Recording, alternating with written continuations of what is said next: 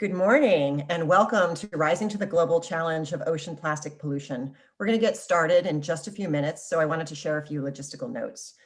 This event is being live streamed on YouTube and is also being recorded, and we will share a recording with everyone who has registered later this week.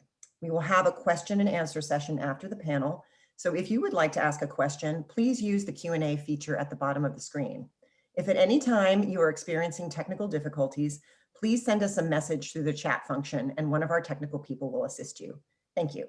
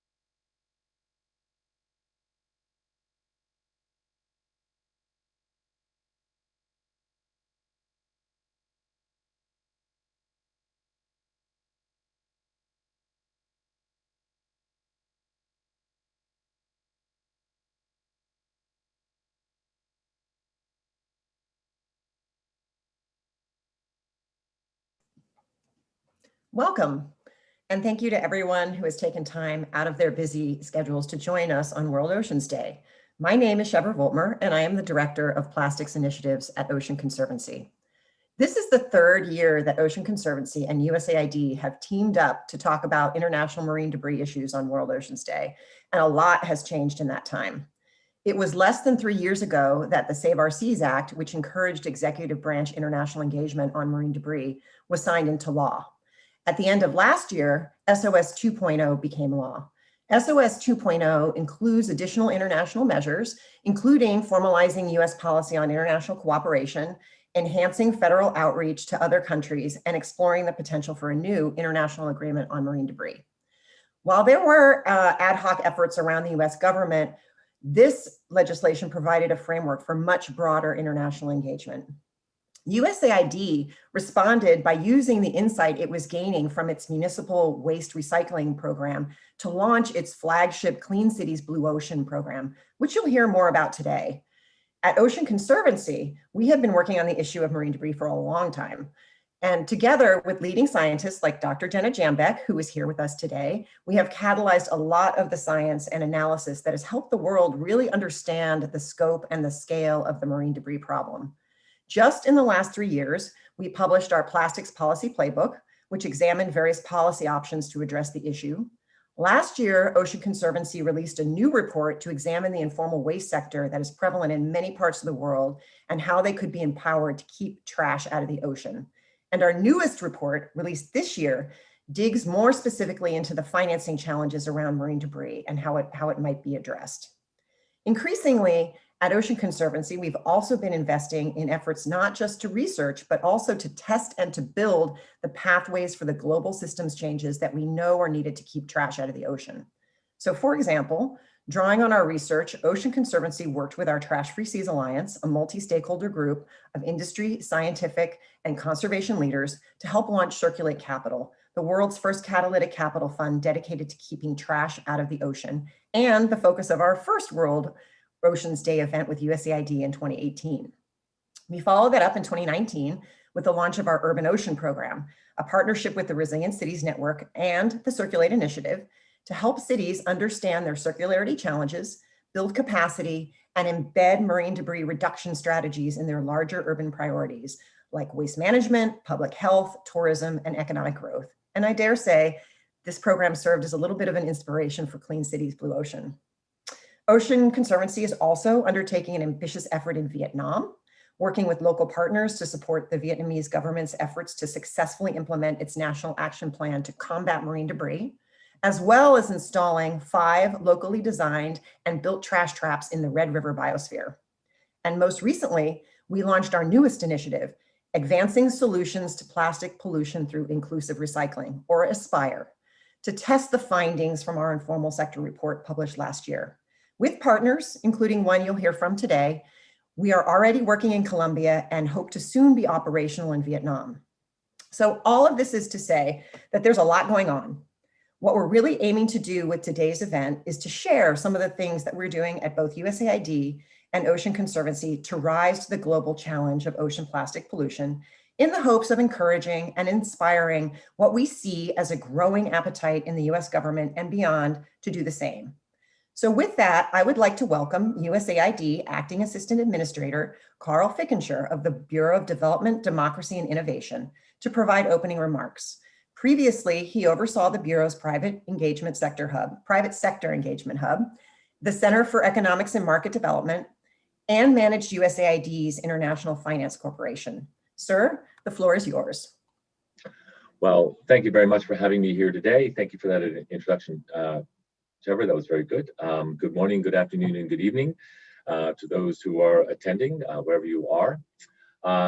First off, let me thank the Ocean Conservancy for hosting this event with us for the 3rd year in a row.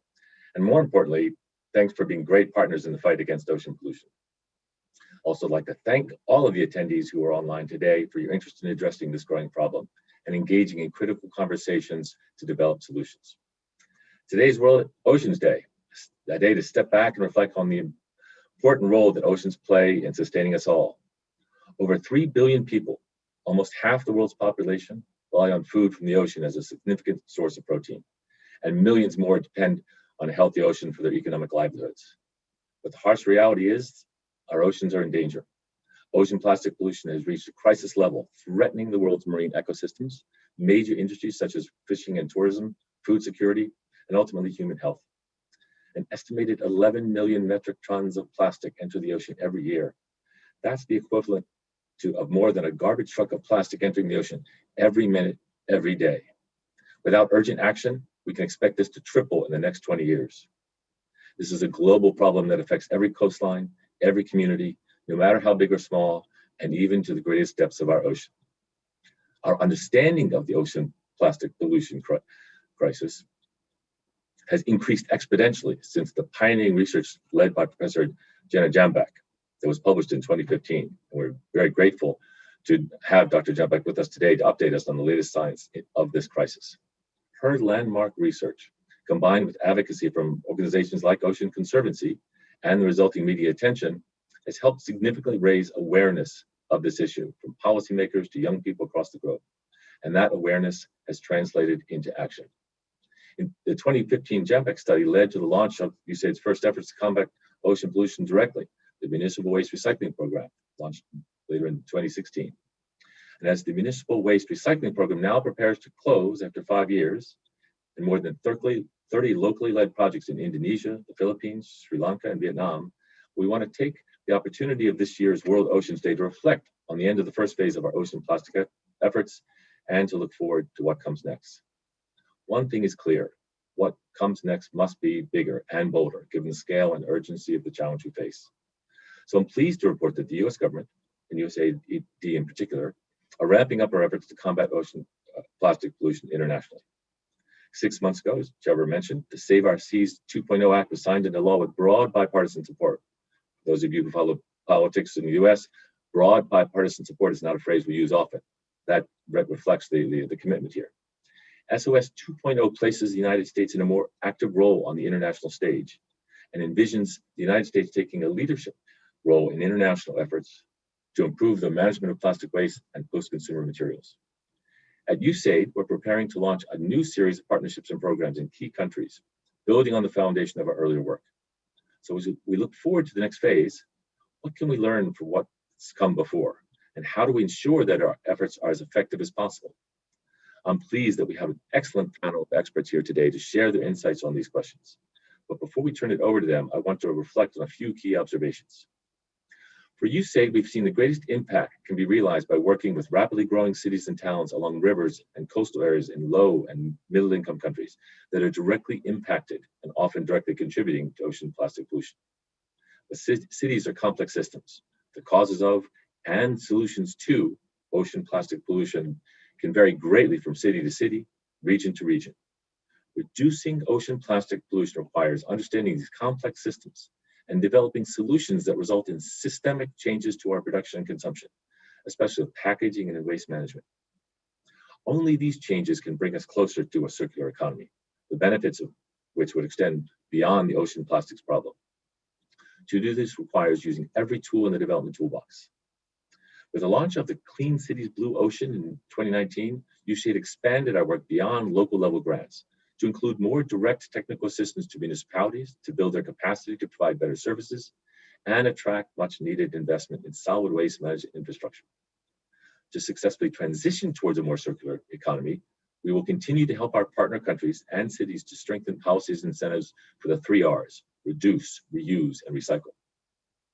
The same increased attention that is driving greater attention by the US government is also pushing other governments, civil society, and the private sector to do more. This is creating new opportunities for partnership and collective action at local and global levels.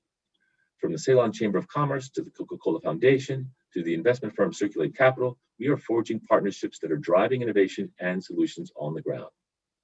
Through such cooperation and USAID's growing portfolio to address ocean plastics, we are actively engaging in solutions to advance the transition to a more circular economy.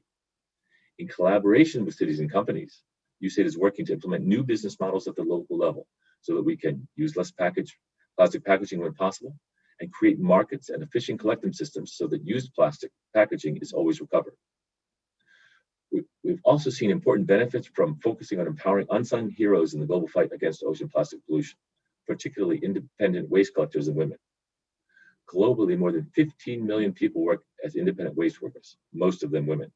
They are vital members of the waste value chain. Yet they often find themselves marginalized, stigmatized, and laboring in difficult, unsafe conditions and without adequate protections. USAID is empowering these frontline workers by providing training and equipment, strengthening independent waste collector organizations, and supporting their advocacy efforts. Given women's deep involvement in the first stages of the waste value chain, they have a significant role to play in establishing more effective waste systems. USAID recently launched an activity called Women in Waste, Economic Empowerment, to empower and support women as leaders in plastic recycling and solid waste management. We've also seen that addressing ocean plastic pollution can realize benefits for another urgent global crisis, climate change. Opportunities to increase recycling rates, integrate more recycled content into products, and avoid particularly damaging waste practices like open burning can reduce greenhouse gas emissions as well as other hazards to human health. Mismanaged plastic waste also compounds the impact of climate change including in some of the most vulnerable communities. Discarded plastic clogs drains, which compound the risks of flooding, and plastic waste threatens critical ecosystems like coastal mangroves that serve as a buffer against extreme weather. All of this is to say that the scope of the challenge is great, as are the benefits, namely more healthy seas, more healthy people, and a more circular economy to bring us into greater harmony with our planet. The good news is that the demand for cleaner oceans is driving action across the globe, and we are all sharing lessons and learning from each other. I know our expert panel will have even more insights into how we can best focus our collective efforts, and I look forward to that discussion. Thank you for having me, and Trevor, over to you. Thank you, sir. And thank you so much for your ambition, right? I mean, it's all about the ocean for us, right? So next we have a short message from the Minister of the Environment and Natural Resources of the Dominican Republic, who will tell us a little bit about what it's like on the field. So Orlando Jorge Mera, Minister of the Environment from the Dominican Republic.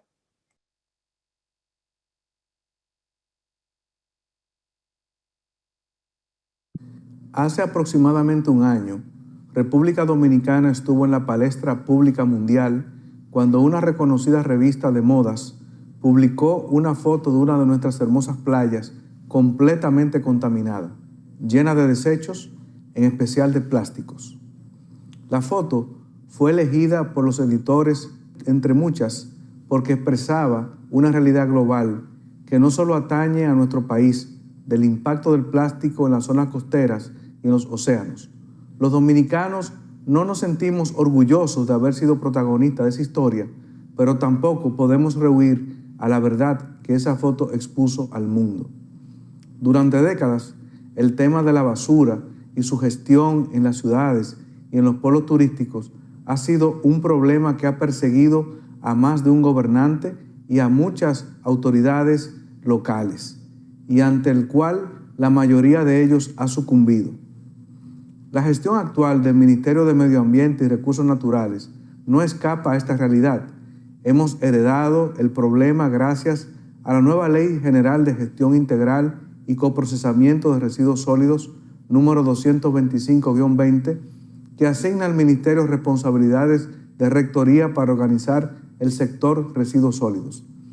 Esta ley la recibió el actual gobierno para promulgación y es ahora cuando se encuentra en la fase primaria de su implementación, teniendo por delante 5 años para imponer regulación sobre el plástico, principal contaminante de nuestros océanos, a los cuales, según estimaciones, llegan alrededor de 10 millones de toneladas de basura, la mayoría consistente en residuos de plásticos. En nuestro caso, uno de los problemas más serios que afrontamos es la cantidad de residuos que van a nuestro perímetro marítimo, y en ese sentido hemos tomado la decisión de realizar un estudio sobre la generación de residuos que se recolectan en el Gran Santo Domingo. Este estudio arrojó como resultado que el 25% de estos residuos no llegan a la disposición final, sino que por la mala gestión son absorbidos por las cañadas, arroyos y ríos y al final terminan depositados en el mar, provocando con esto la contaminación del ecosistema marino y consecuentemente su destrucción. Estos residuos son en su mayoría sillas y fundas plásticas, botellas y foam. Para entender la gravedad de esta situación, es interesante saber que la República Dominicana genera aproximadamente 14.000 toneladas de residuos por día, 60% de los cuales se generan en el Gran Santo Domingo. Afortunadamente, ahora tenemos esta ley que establece un plan de responsabilidad extendida del productor para que los productores, importadores y comercializadores se responsabilicen del manejo correcto de los residuos en la fase postindustrial y de postconsumo.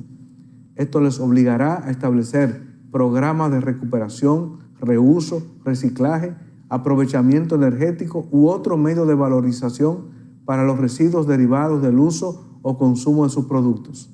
Estos esfuerzos podrían parecer pequeños, pero son el primer paso hacia una nueva visión como país insular en el cuidado y protección de nuestras zonas costeras y el mar Caribe que nos baña en el sur de la isla y el océano Atlántico, cuyas aguas bordean la costa norte y nordeste.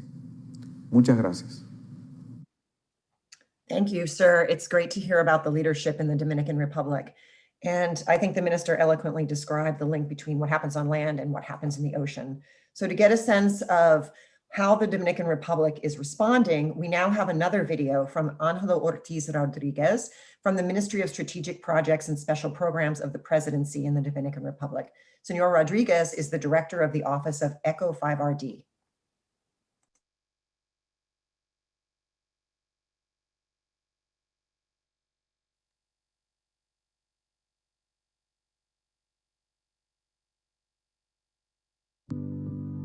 Es un privilegio para proyectos estratégicos y especiales de la Presidencia de República Dominicana poder aportar acciones para mejora de nuestros océanos.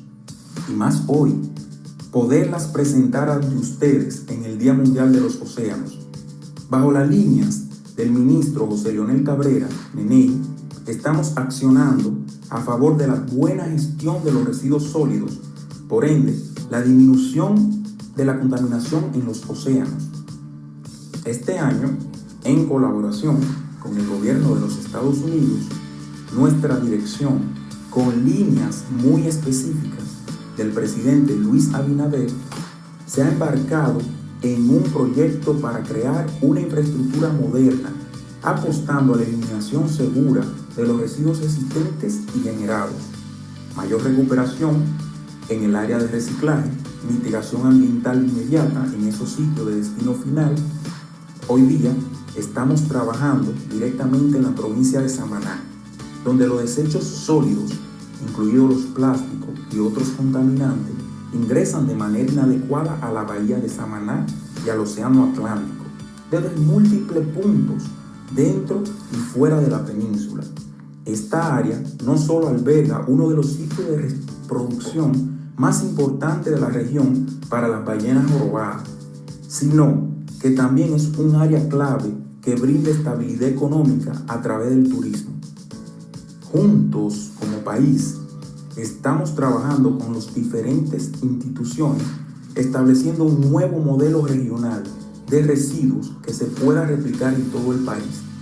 La colaboración entre sectores público, privado, el gobierno local y la participación de la comunidad han sido clave para este proyecto. La asistencia técnica proporcionada por el programa Ciudades Limpias de Océano Azul de la USAID en cada fase, desde la remediación ambiental inmediata hasta la planificación. Esperamos continuar trabajando juntos.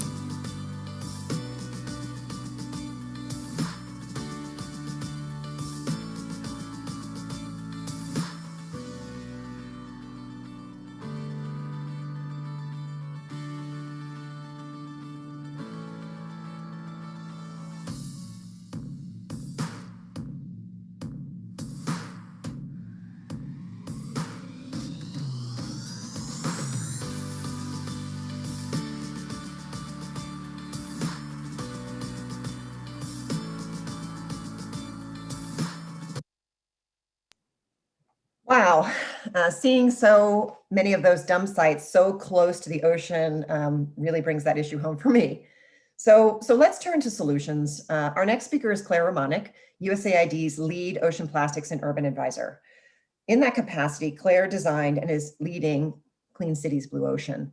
Over her career, Claire has worked in 35 countries, and she will give us a lightning talk entitled Building an Inclusive Circular Economy for a Healthier Ocean, to talk more about USAID's work. Thank you, Claire. Thank you, Shepard. Over the last 5 years, USAID's role and leadership in addressing the global challenge of ocean plastic pollution has grown significantly. 2021 marks a new era for the agency, with even stronger engagement and resources, and this is just the start. As Carl noted, just 5 years ago, USAID began implementing small pilot projects in select countries to stem the growing tide of plastics entering our oceans. Since then, global awareness of this challenge has grown, and research continues to uncover the negative impacts of mismanaged plastic waste on our economies, ecosystems, and human health. Through congressional action, we have seen more than a 10-fold increase in the US government's committed resources in response to this crisis. with $75 million appropriated to address this global challenge through development aid. Because of its far-reaching impacts, ocean plastic pollution is a major development challenge. And with increased funding, USAID is expanding its efforts to bring innovative and scalable solutions to countries around the world. We are working where there is the greatest need, in cities with rapidly expanding economies and growing populations that are struggling to manage huge increases in waste, particularly from plastic packaging and a growing application of single-use products.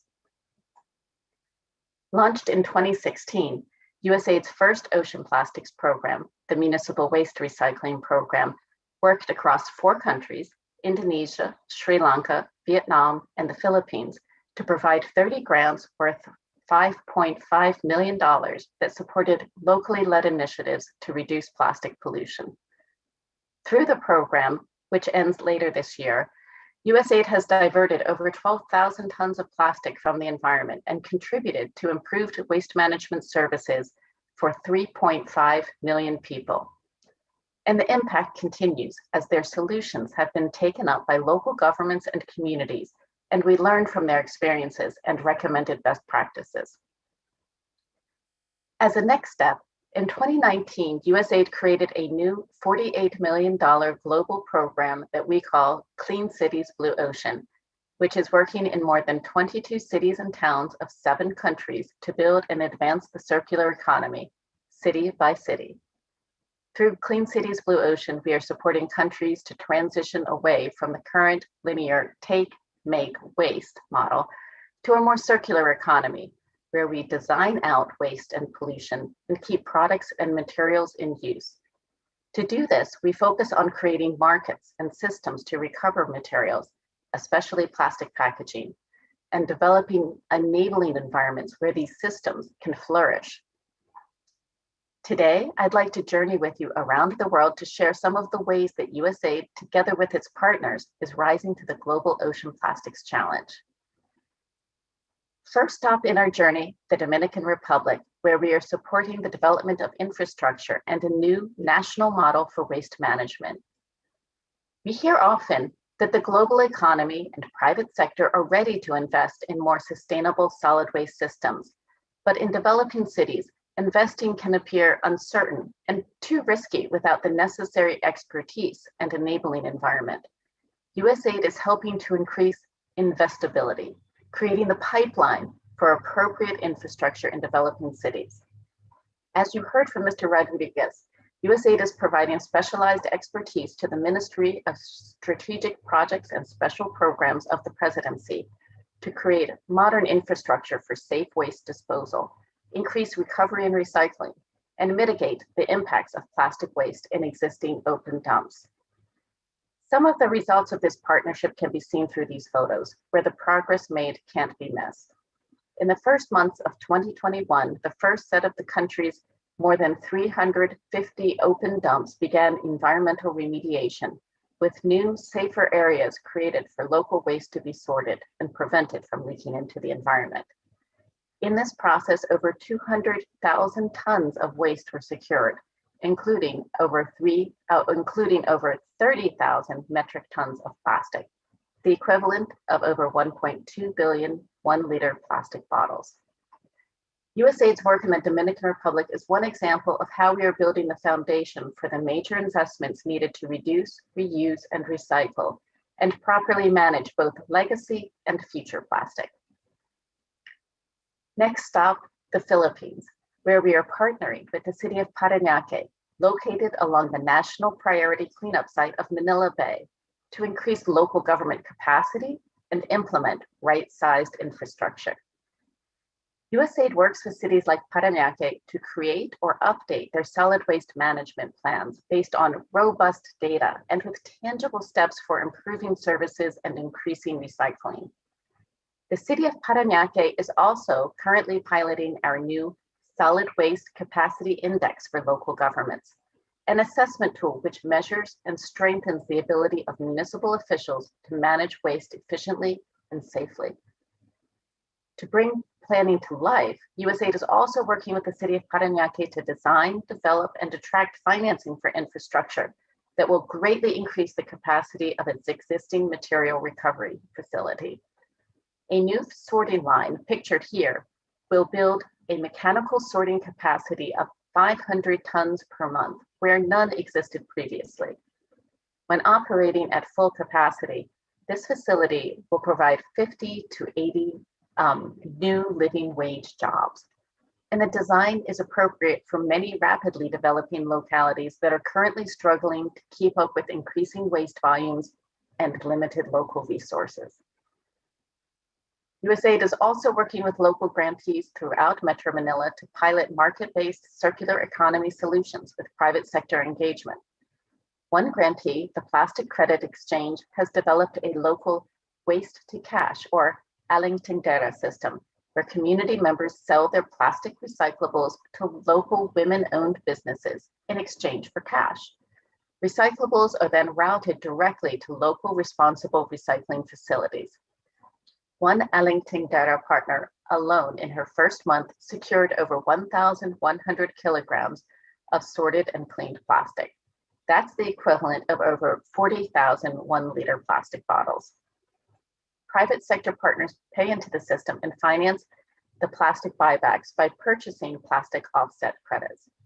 USAID support has helped to launch additional aling tindera stations to establish a proof of concept model that can be scaled throughout Metro Manila. USAID is also ensuring private sector engagement in solving the ocean plastic crisis in other ways. Next, let's visit our work in Sri Lanka. Here, USAID is supporting Sri Lanka's national government in establishing extended producer responsibility legislation. Starting in 2018, USAID's grant to the Ceylon Chamber of Commerce helped fund research and catalyze dialogues between the government and private sector that led to a roadmap and policies for extended producer responsibility. Our partner from the Ceylon Chamber of Commerce will share in the panel later about that process and their plans to implement a pilot for 2 plastic packaging types. And for our last stop, let's visit Indonesia, where USAID is supporting the national government to build inclusive circular economies that support the country's national marine debris targets and its new solid waste management platform. In all our work, we care about economies being inclusive as well as circular, and we aim for improved livelihoods, greater opportunities, and gender equity. That's why I'm excited to announce that in Indonesia and the Philippines, we will support women as emerging leaders in the plastic recycling and solid waste management sectors through a new activity, Women in Waste Economic Empowerment. Starting in Semarang, Indonesia, women will have access to business and personal empowerment training, as well as a small business incubator program with funding and mentorship opportunities. The goal is to build a supportive network that will provide women with access to larger markets and public sector contracts. By helping women become more productive and profitable, we will also help cities to meet recycling targets. In addition to USAID's work in these countries, as well as Vietnam, the Maldives, and Peru, the agency is engaging with partners around the world to further global action. By working together with our allies, we can achieve even more. For example, the Korean Development Agency is exploring collaboration with Clean Cities Blue Ocean in Manila Bay. We're also working to build greater understanding of the local challenges and possible solutions. The US Congress has placed trust in us and called us to action.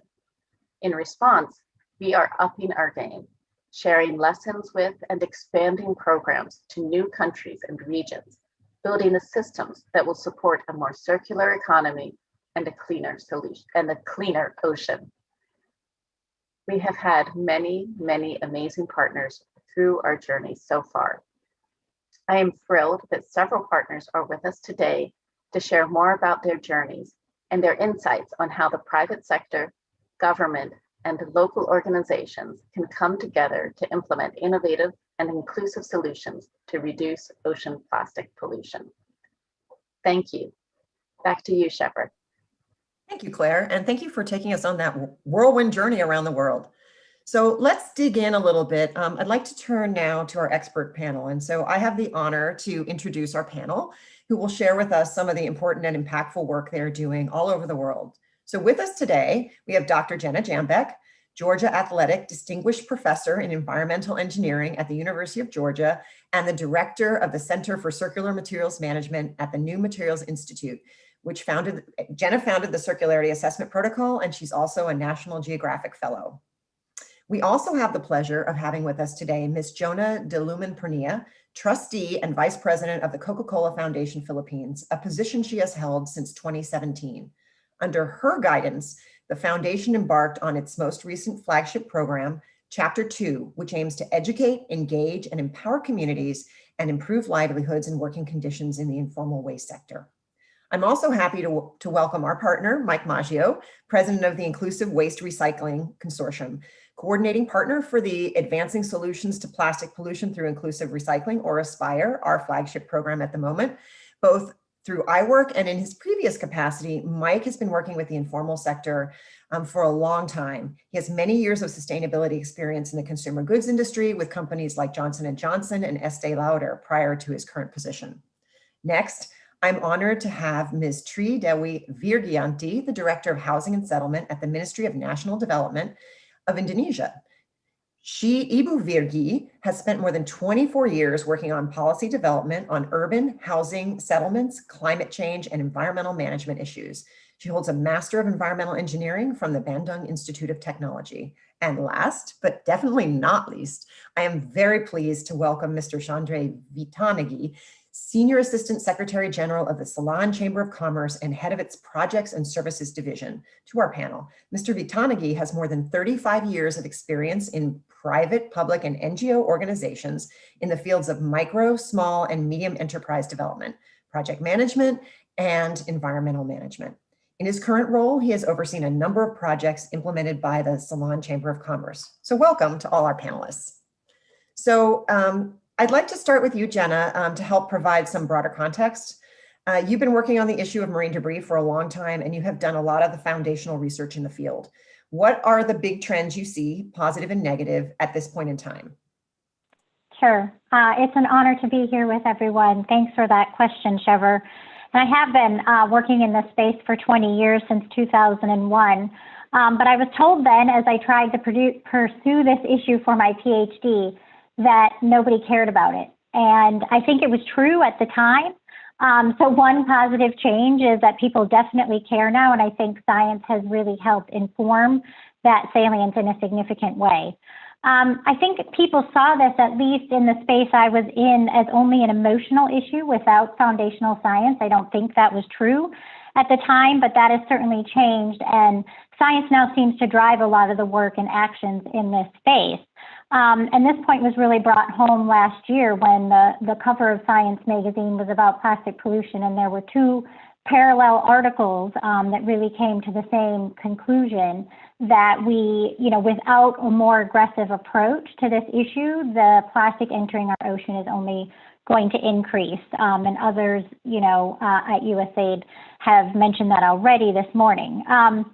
So what I also really appreciate is the fact that the ocean has sort of been the catalyst for this issue over time, in today's World Ocean Day, but also we have now started to move both sort of figuratively and literally upstream, studying this issue in rivers and on land, and really looking at those land-based sources that we know are significant, and solutions in the reduction space as well. So while I think this does not take away from the significant issue of derelict fishing gear that I know Ocean Conservancy has a focus on as well, it really has been one of those knowledge gaps that we need to fill.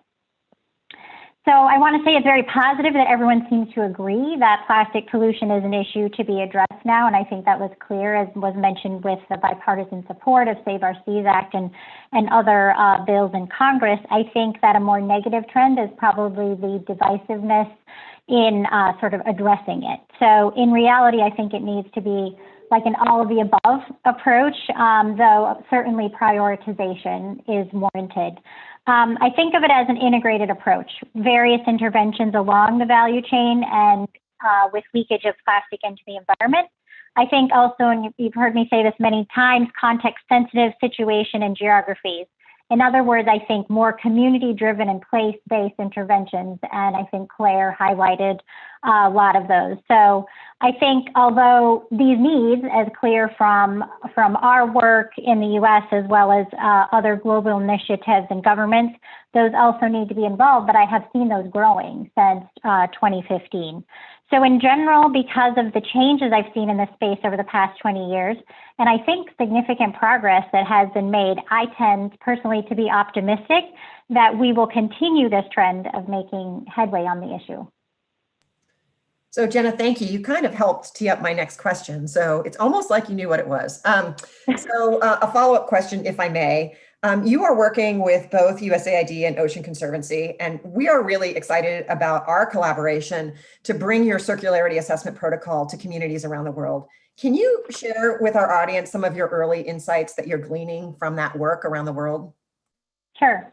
And I think, and the reason this flows so well also is because of the work that I did previously that sort of led to this, right? So a lot of these global initiatives, but really me traveling also with the State Department and really seeing the front lines in communities. And so that's where sort of my research focus has led to, and what I really love about our community assessment protocol, or CAP as we like to call it, is it's this holistic approach looking at the issue at the front lines in communities. And it doesn't just measure opportunities for improvement, but it also measures and assesses what's working really well. It recognizes that those might be different depending upon your location, context, and culture. While we have standardized methods, for measuring the 7 components.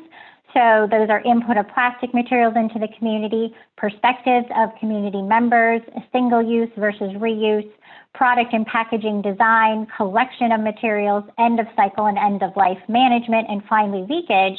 The CAP also allows for customization based upon a community situation, environment, and priorities. I think the collaborative nature and mixed method approach of the CAP means a community voice can shine through. And that's so important so that the right people can be at the table for the critical discussion of what happens next, what actions, if any, do they want to take. What I'm seeing is that in places previously identified as areas of significant leakage, have great opportunities to become more circular because of proximity of manufacturing, delivery, and packaging can be more easily discussed and potentially changed. Recycling can be a significant component. We know it's not the only one, again, but even where it's grown organically, as long as we can work to protect human health and the environment. And while there are commonalities of items that we see leaking out, oftentimes multi-layer film, tobacco products, there's actually large differences when items have value, especially where there's an informal waste sector where that's extensive. We find a lot of differences in what we see ending up on the ground. So in other areas where policies are in place, there's really clear results on the ground as well, especially obviously where they're applied and enforced. And in general, we're seeing traditional knowledge and culture has a lot of insight to share, and that works really well, along with innovation and entrepreneurship, as well as technology integration. These together can help communities move forward in the ways that they own and feel comfortable with. But no matter where the CAP is used, it identifies the important people to be at the table for these discussions. And I think that mix of people with equal voices is how change and action will occur. Thank you, Jenna. So now I'd like to turn to Ms. Jonah de Lumen Pernilla. So what do you see as the role of the private sector in addressing the plastic waste challenges in the Philippines in your role at the Coca-Cola Foundation? And can you maybe tell us a little bit more about Coca-Cola's World Without Waste vision? Thanks, Trevor, and good evening from Manila. It is clear that we have a plastic waste problem, and really all sectors, including us in the private sector, have a responsibility to help solve it. Which is why Coca-Cola, we have a vision of a world without waste, and we have set a goal to collect and recycle every bottle we sell by 2030. Yes, we want every bottle back. We want it because it should not be ending up in oceans and landfills. This is consistent with the concept of circular economy that all the speakers have just mentioned, where no waste is wasted and where every piece is collected and eventually recycled. We in the private sector have a role to design packaging better. And at Coca-Cola, we are doing this consistent, not with the 4 Rs, with the 3 Rs, but with the 4 Rs. First is refuse. We will refuse and exit from non-recyclable primary packaging by 2025 or earlier. We really aim to reduce the use of virgin plastic by 20%. And so far in the Philippines, we have reduced plastic usage by 17% through lightweighting efforts. And of course, reuse. Not many realize, but our packaging portfolio in the Philippines is composed of 50% returnable glass bottles, a material that has one of the least carbon footprint because we use the glass bottle over and over and over again. And lastly, recycle. We have a goal to use at least 50% recycled content in our packaging. In fact, Coca-Cola was the first company in the Philippines to launch packaging made of 100% recycled material. But beyond designing better, we also need to collect better. And the best way to drive collection is to increase the value of recyclables. A recent World Bank study showed that we only have 15% recycling capacity in the Philippines compared to, let's say, 58% in Malaysia. Thus, there's really an opportunity to develop the local recycling industry. Take, for example, plastic bottles have a collection rate of 48%. However, majority, if not all, are exported to other countries. We saw this opportunity to close the loop locally, which is why Coca-Cola has invested in a $20 million bottle-to-bottle recycling facility called Pet Value. This facility will be able to process over 30,000 metric tons of plastic bottles and will be set up by end of this year. By then, it will be the only scaled recycling facility running in the Philippines.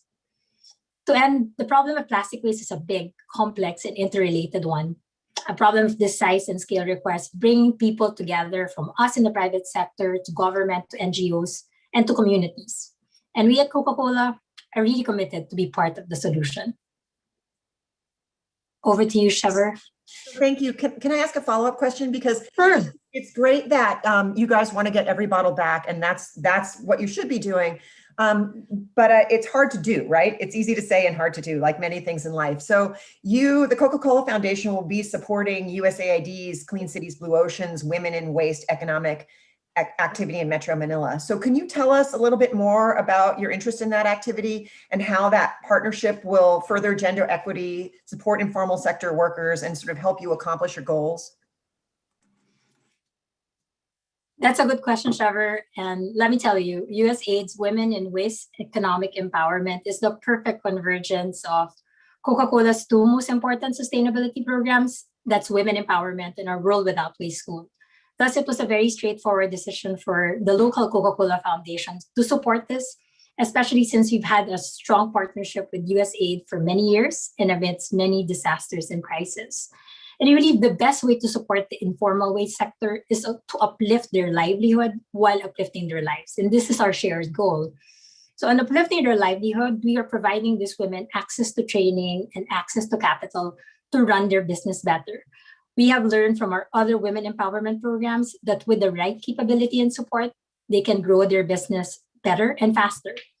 Take, for example, with our other programs, we have provided waste pickers who currently rely on sacks or just walking. We provided them with their own pedicabs to help them collect more efficiency and then increasing their daily income. But we also want to uplift their lives. We all know how risky waste collection is, and they are informal. So they don't usually have access to health, nutrition, and education services. We will also look at ways to provide the support to build a safe and conducive work environment for these women and also for their children. We will be kicking this project off soon, and we look forward to sharing their stories of upliftment. And the good news here is that with a stronger informal waste sector complemented by a stronger recycling industry, collection rates should improve and we should reduce ocean plastic leakage. And we're grateful with the partnership with USAID, and we're here to help. So back to you, Shever. And Thank you. I really actually want to thank you for raising the role of the informal sector. And that's who I want to turn to for our next questions. Mike, you are our coordinating partner on Aspire, and you have been working to empower and advance informal sector workers for years. So could you talk to us a little bit about what their biggest needs and challenges are and how the international community might support them? Mike, I can't hear you. Hi, sorry about that.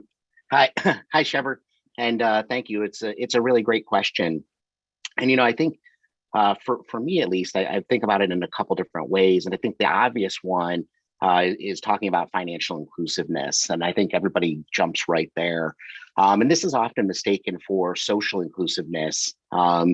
It's hard sometimes to remember the informal sectors. It's made up of individuals that spend their day in small scale and labor intensive operations. So they really have a lot of needs and challenges to overcome.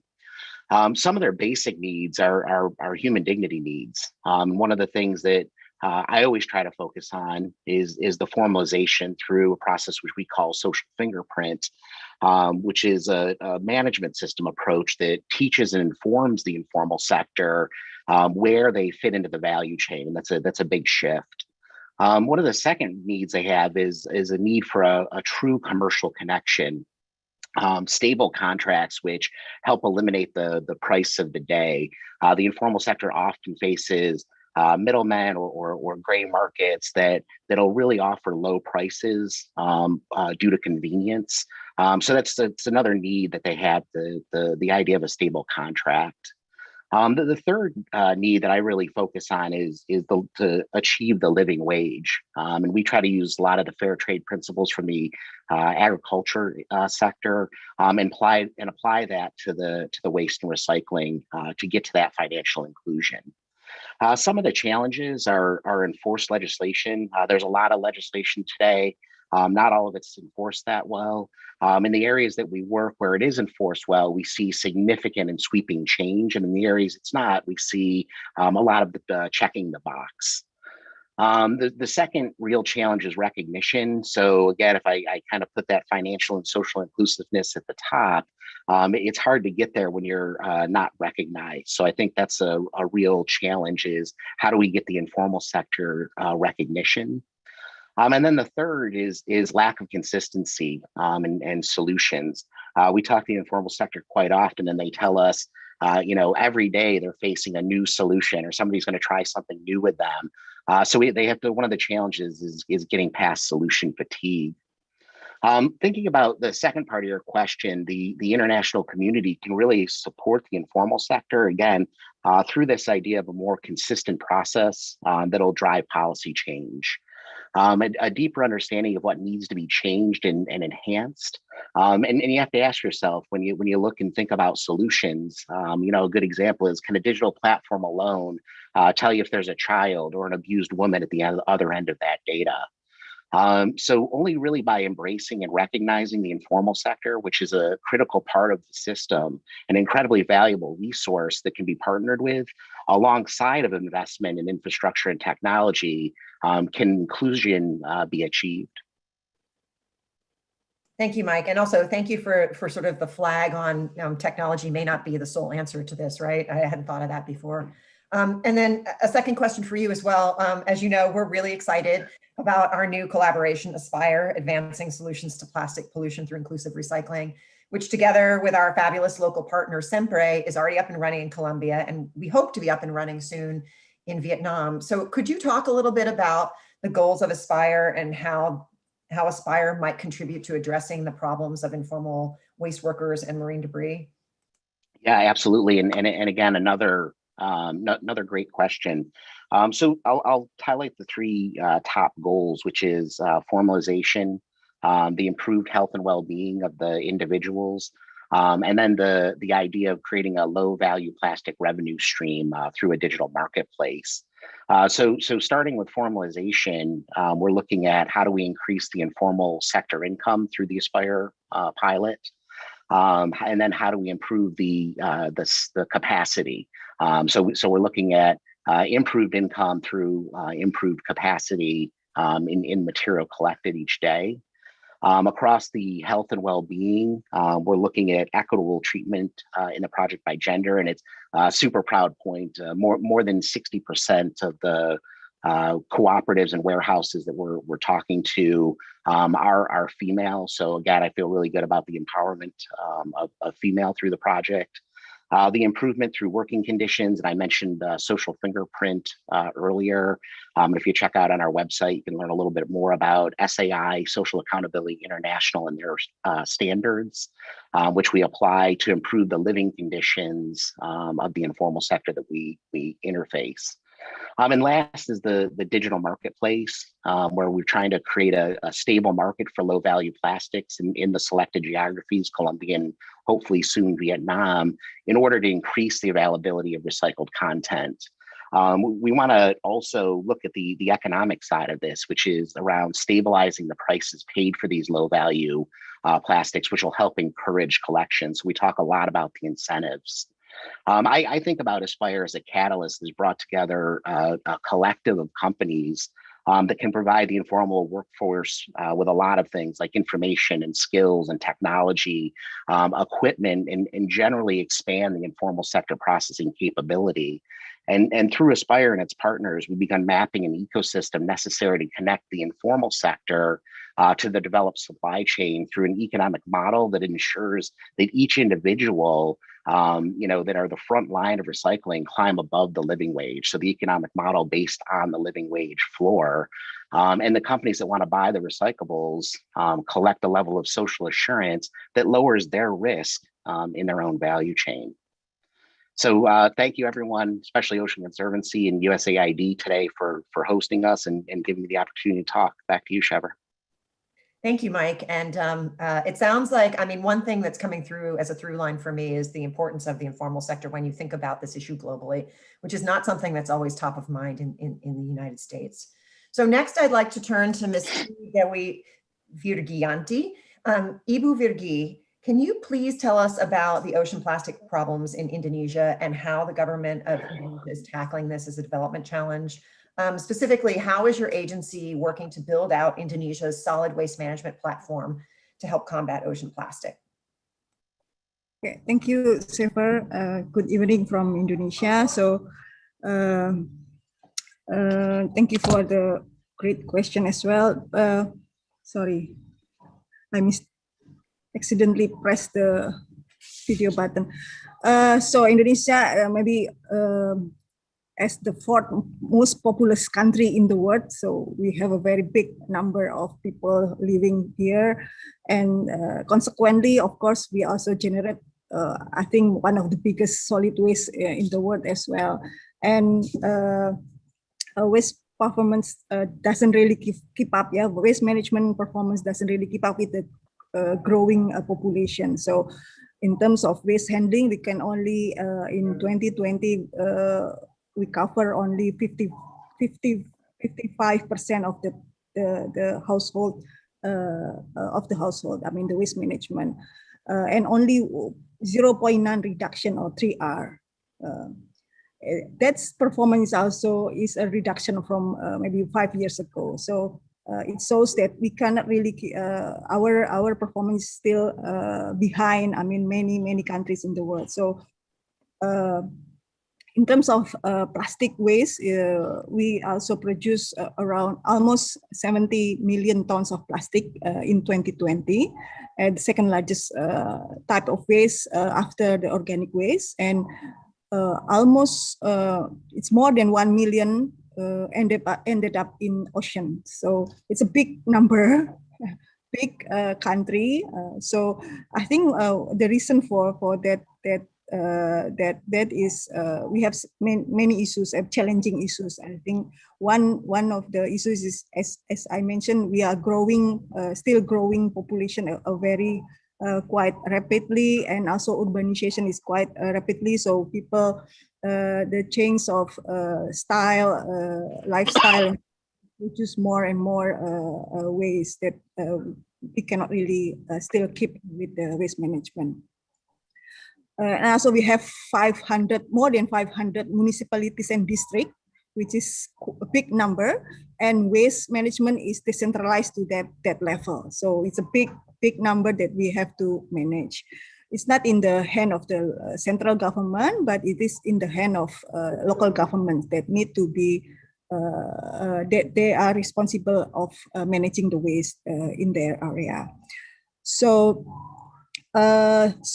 with this big number, of course, there are many variation in terms of capacity, in terms of fiscal capacity, institutional arrangement, financing, and so on. So even in the awareness of or the demand from the public as well. So I think the awareness of the people in for a good and proper way of waste management is also still low. So it causes a low demand to a better management, waste management. So again, there are many issues, big variation in spatial as well as in hierarchical structural government. So of course, in terms of that, us in the Ministry of National Development Planning, who is responsible for making a policy, national policy, as well as fiscal policy at the national level, we trying to build what we call it integrated solid waste management platform that cover the all aspect that is needed for a better model for waste management. Because until now, maybe the only few that has implement a good model for waste management in the local government. So we're trying to scaling that up. We're trying to find the best one with a good awareness, good demand from the public, as well as the capacity of the local government to do that, as well as the institutional funding and technology as well that is suitable for Indonesian characteristic. So so that's in terms of integrated solid waste management, it's also involved not just our ministry, that it will involve other ministry as well, technical ministry like public works, environment, as well as the health, public health ministry. So we're trying to cover everything to involve all stakeholders that is needed for this system to be working. Thank you so much. And you know, it's true, Indonesia is a big, populous, complex country. But I will say one thing that's impressive is that you have stepped up with big ambitions to solve your problems. So as a follow-up question, I would like to ask a little bit, I'd ask if you could tell us a little bit more about the government of Indonesia's partnership with USAID through Clean Cities, Blue Oceans, and how that's supporting you in trying to meet all of these challenges. Yeah, so with our ambition, I mean, of course, we with the situation at the moment, we have a big ambition as well, efficient. I mean, we have the roadmap for reduction of the plastic waste. We're trying to reduce at least 70% by 2025, and also we're trying to increase the coverage of waste management up to 80% and reduction to 20%. With this ambition, of course, we need a lot of support. One of the support that we get, it's a fortunate that we have a cooperation with USAID through Clean City Blue Ocean. So in the Clean City Blue Ocean, we will do it in 3 cities, which is in coastal cities that the plastic debris in the ocean will be very sensitive to happen. So we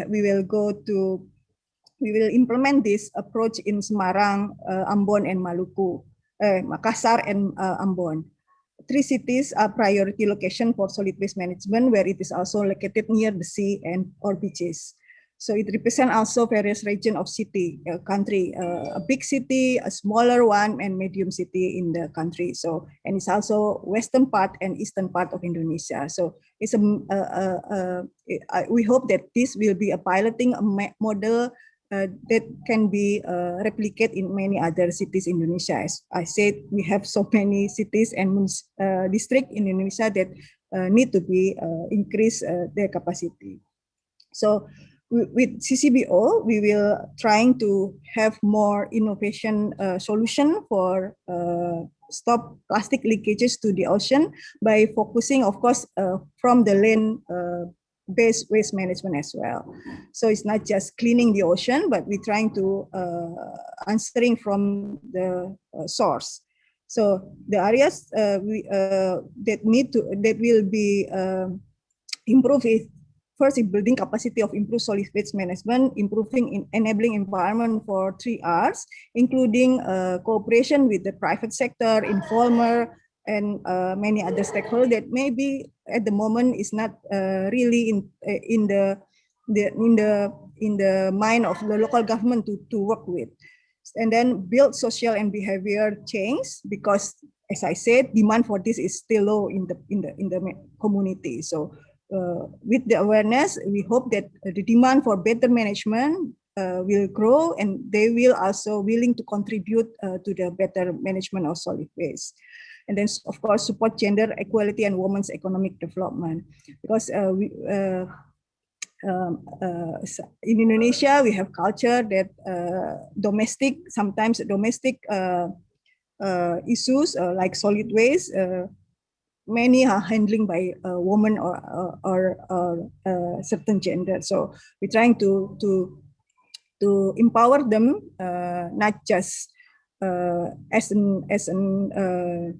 to be an actor for managing the management and get benefit, contribute to a better solid waste management.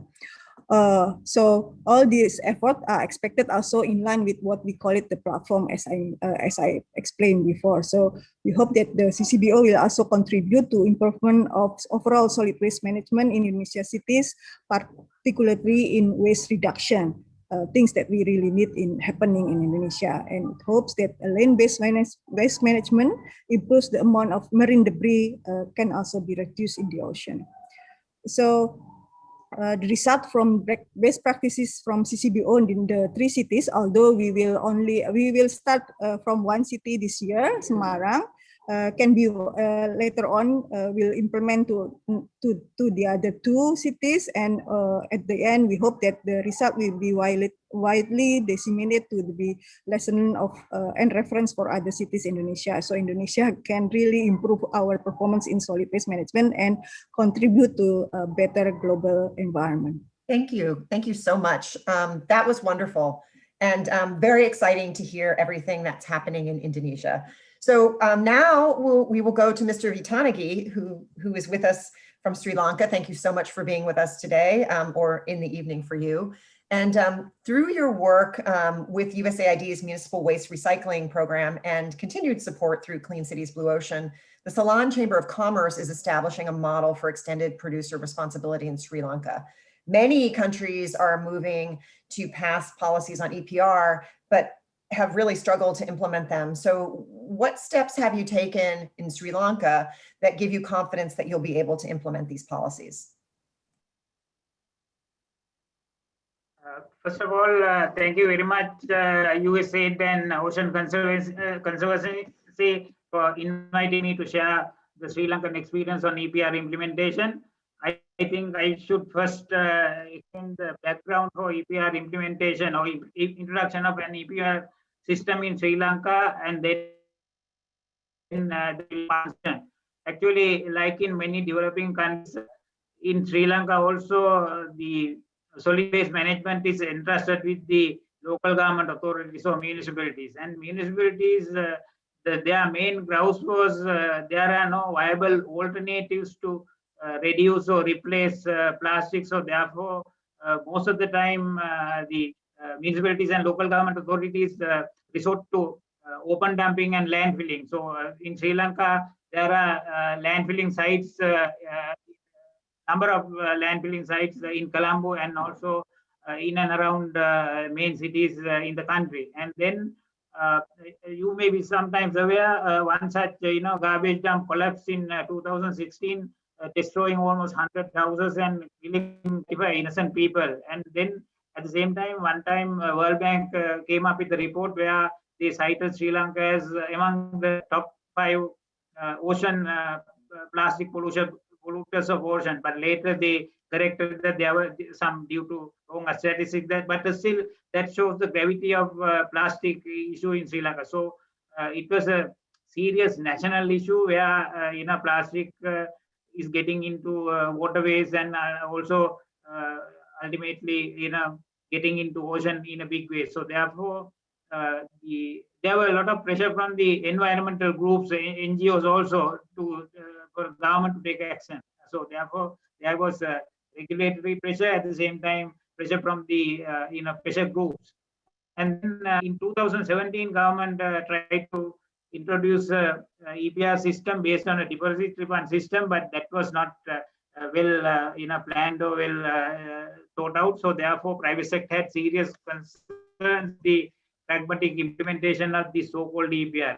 Therefore, as the leading private sector development organization, the Ceylon Chamber of Commerce came forward to act as the intermediary between the industry clusters and the government, and then we promised to the government that we will come up with a more practical, more innovative EPR based on private-public partnership approach. So thanks to the USAID Municipal Waste Recycling Program, the both financial and technical support given by MWRP, we were able to start this EPR development process. And then at that time also, now there are viable alternatives. There are a lot of recycling facilities operating in Sri Lanka, especially for PET and HIPS. So there are alternatives, but still private sector was not ready. A handful of private sector organizations were having their own individual initiatives, and but a handful of companies doing good things is not going to solve this national issue. So therefore, the Chamber took upon the responsibility of developing the this EPR roadmap, and we had a very inclusive and the public-private partnership approach, where we had active engagement of all the stakeholders, including plastic packaging manufacturers, plastic users, brand owners, producers, then the environmental groups, the government sector, and also even general public to a great extent. At the same time, for EPR development, we got the full endorsement of the Ministry of Environment as well as other relevant public sector organizations for each and every step of the EPR development process. At the same time, thanks to the support given by USAID, we were able to do a number of studies, market test of the plastic value chain in Sri Lanka, a socio-economic study to ascertain the views of the plastic waste management, EPR. At the same time, we did a perception survey among all the stakeholders. So likewise, we gathered relevant information. At the same time, we did a global review of EPR practices of 6 countries, both developed countries and developing countries. So all these gave us the base for starting the EPR roadmap development process. And then since we had very inclusive process, close consultation with all the stakeholders, we were able to get the buy-in of almost all the majority of almost all stakeholders to buy in this. So what we have proposed at the moment is a collect back target model, like Jonah from Philippines mentioned, they are trying to collect each bottle release into the environment. So our aim is also to achieve that, but initially we may give a target of 25%, 30% initial year, and for a period of 3-4 years we try to achieve near 100% collection. At the same time, thank you. We will grouping this be converted into a producer responsibility organization going forward. So we are confident of successfully explain here about first thing, a lot of pressure from the government authorities and the NGO sector. At the same time, the sector is seriously concerned about business implications due to a sudden ban or drastic. Thank you. You're freezing up a little bit, but I'll use that as an opportunity to move to the second question. If you can hear me, what advice would you give to other countries that are trying to implement EPR? And I see you're off camera, but if you can hear and your mic is still working, if not, I'll open it up for audience questions. Can you hear me? I'm sorry, the line got cut. Let me repeat the second question. So what advice would you give to other countries that are serious about implementing EPR? Yes, thank you, Chair. Sorry for the connectivity problem. As I mentioned earlier, three factors, basically, doing the right things, doing your basic analysis studies and, looking at what other countries have done and learning from their experiences, and then at the same time, getting inclusive process, getting all the stakeholders involved, at the same time, working closely with the government entities and keeping them updated on each and every step of the development process. And at the same time, basically, now, thanks to CCPO project, we have got support again to implement this EPR on a pilot scale. So again, if other countries can also start them in a pilot scale and then use those learning and experience to implement the EPR on a national scale, I think that is the advice I can give. There is no need for reinventing the wheel. You can learn from others' experiences and also then avoid all the pitfalls. At the same time, you can face those challenges in a meaningful manner using others' experiences. Thank you very much.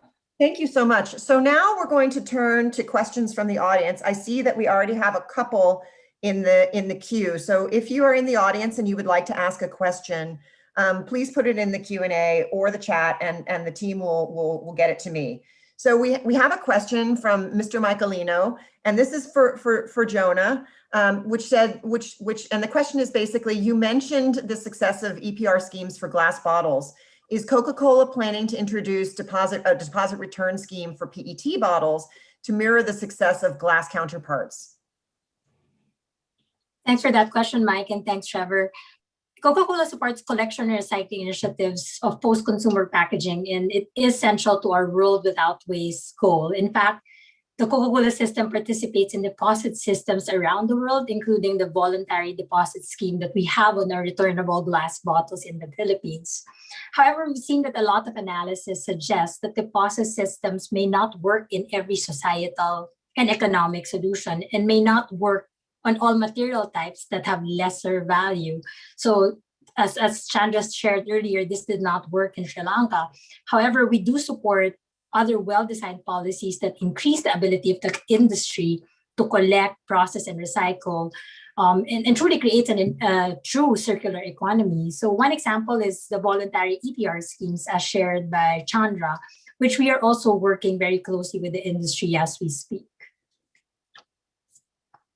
Thank you for that, Katinjan. We have another question in the queue, and I'm going to reformulate it a little bit just to make it easier for our panelists to understand it. And this is really about how to get to a circular economy. This really gets at the need to redesign plastic packaging and including phasing out chemical additives that make recycling problematic.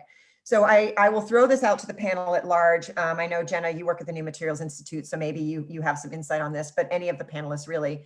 Are there any best practices to encourage this transformation of packaging redesign, especially if you have any examples from developing countries? I think that would be very helpful. Yeah, I can jump in quickly here briefly. I would say no, there isn't a global standard as of yet. There are a few places that I think are doing a good job of this. And I think the best example I have is not from a developing country, but it's okay. It is from Norway, but and it actually started with EPR legislation, but companies who are required to provide the certificates to the government that 95% of PET is recycled decided that in order to do this, the most efficient way was bottle to bottle. And to do bottle to bottle, they had to have these specifications.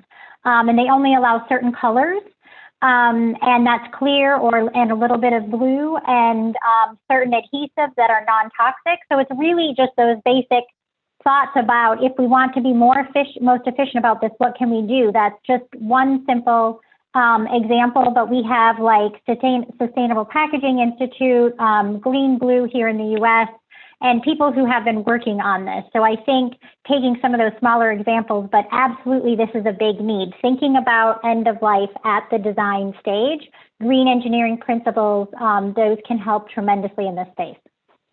Would any of the other panelists like to add anything? Okay, we do have another question in the Q&A queue that I will maybe ask Chandra to take the first cut at, and Jonah as well, because I think both of you talked about this. But the question is about, can you please explain a little bit more about how EPR pilots work, right? What was the approach? How did that work? And what did you learn from it? Thank you, Chair.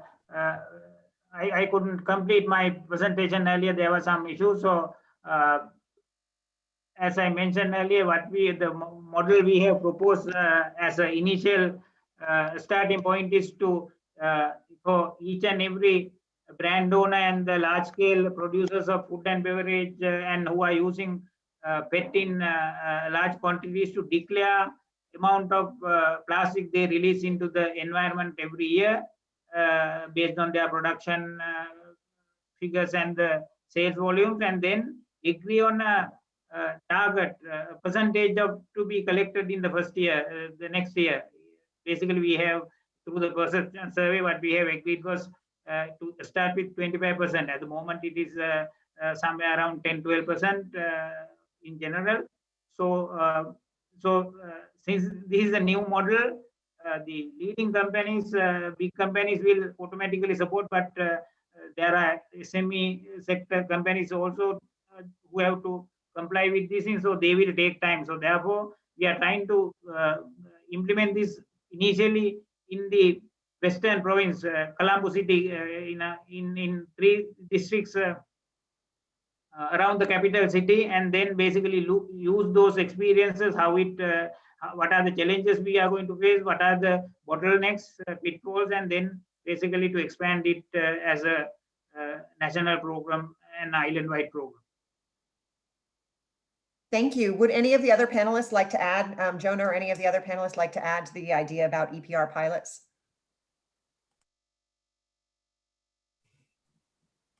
Trevor, just for the Philippines, it's still in discussions right now with the industry on what is the right scheme. But consistent to what Chandra said, it has to be volume-based and it has to be clear what the commitments of each type of material is. So what we need to be very conscious of is that it cannot apply that the same EPR principle applies to all types of packaging, recyclables and non-recyclables.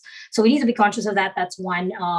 Number two, it really needs to be about developing the collection and recycling industry. So I mentioned earlier in the Philippines is virtually non-existent in terms of scale, 15% only out of 100% opportunity. And so we believe that as you build EPR schemes, there's opportunity to build the recycling industry so that we build a true circular economy of collection and recycling. Thank you. And as there is a pause in the Q&A, I'm going to take advantage of the moderator's prerogative to ask the last question. So what I'd really like to do, and the panel hasn't heard of this question in advance, so I'd like to ask each of you, if the US government, if you could ask the US government to do one thing to help solve the problem of marine debris around the world, what would it be? And I'll start with Mike. Do you have any ideas? And I'll go around and ask each of the panelists for a quick answer. Hey, Trevor. Yeah, just quickly, I think, you know, for me, it's always been kind of learning moments. You know, I didn't know anything about the informal sector sitting in the United States until I went on my first visit to Brazil. And it's such a wide, eye-opening experience to understand that some of the decisions you make from, one seat or another, especially sitting in a developed country, has a very different impact, kind of out there in the world, especially the emerging markets, which ultimately has an impact on marine debris and ocean pollution.